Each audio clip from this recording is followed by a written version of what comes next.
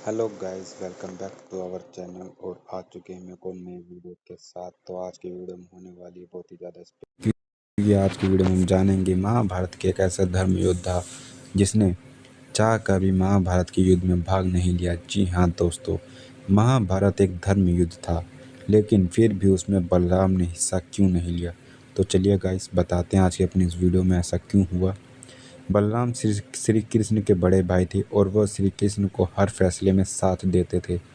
महाभारत के एक ऐसा धर्म युद्ध था जिसमें श्री कृष्ण ने लगभग सबको विवश किया धर्म और अधर्म का पक्ष चुनने के लिए, लेकिन उनके ही करीबी यानी बलराम इस युद्ध से दूर रहे। आखिर ऐसा क्यों और युद्ध के दौरान बलराम क्या कर रहे थे। बलराम, जिन्हें बलदेव और हलबदर के नाम से भी जाना जाता है, उन्होंने महाभारत के युद्ध में भाग नहीं लिया था, जबकि यह युद्ध एक ऐसा युद्ध था जिसमें लगभग इस जगत के सभी योद्धा भाग ले रहे थे। यह युद्ध कोई आम युद्ध नहीं था, बल्कि एक धर्म युद्ध था जिसमें संसार के सभी लोगों को अपना एक पक्ष चुनना था और युद्ध में हिस्सा लेना था। लेकिन इस युद्ध के दौरान श्री कृष्ण ने जहां युद्ध लड़ने के बजाय अर्जुन के साथी बनने का फैसला किया, वहीं उनके बड़े भाई बलराम ने महाभारत के युद्ध में तटस्थ रहने का निर्णय लिया। इसके मुख्य कारण थे कि वह दोनों पक्षों के प्रति समान भाव रखते थे। बलराम का स्वभाव शांति प्रिय था और वह अनावश्यक युद्ध में और हिंसा के विरोधी थे। महाभारत के युद्ध में भाग न लेकर उन्होंने अपने इस सिद्धांत का पालन किया और अहिंसा का समर्थन किया। उन्होंने युद्ध की शिक्षा जरूर प्राप्त की थी, लेकिन वह युद्ध के प्रति अधिक रुचि नहीं रखते थे। उनका झुकाव कृषि, खेती और समाज सेवा की ओर अधिक था।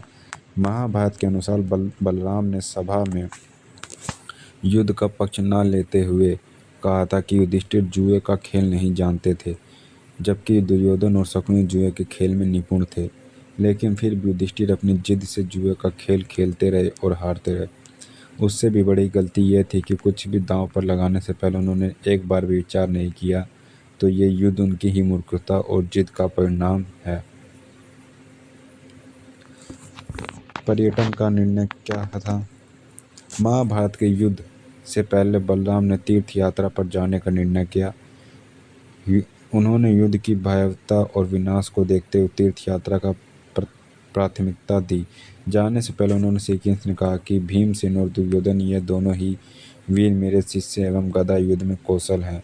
अंत में इन दोनों पर एक स्नेह रखता हूँ। युद्ध के समय मैं सरस्वती नदी के तटवर्ती तीर्थों का सेवन करने के लिए जाऊंगा, क्योंकि मैं कुरुवंश को नष्ट होते नहीं देख सकता।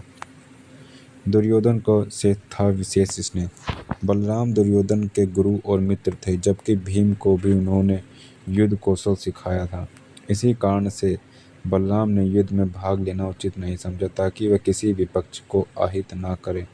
कुरुक्षेत्र के युद्ध के अंत में जब भीम ने दुर्योधन को पराजित कर दिया था, तो बलराम क्रोधित होकर बोले थे, श्री कृष्ण, राजा दुर्योधन मेरे सम्मान बलवान था।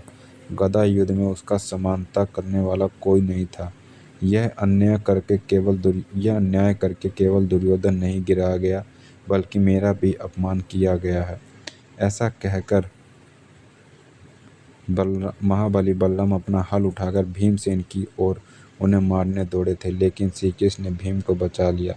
और लेकिन बलराम ने भीम को दुर्योधन को छल पूर्वक मारने पर श्राप दिया था कि वह कपटपूर्ण योद्धा के तौर पर विख्यात होंगे। तो ये थी गाइस आज की हमारी वीडियो, जिसमें हमने जाना कि क्यों बलराम ने युद्ध में भाग नहीं लिया था महाभारत के। तो ये थी गाइस उनके कुछ नियम।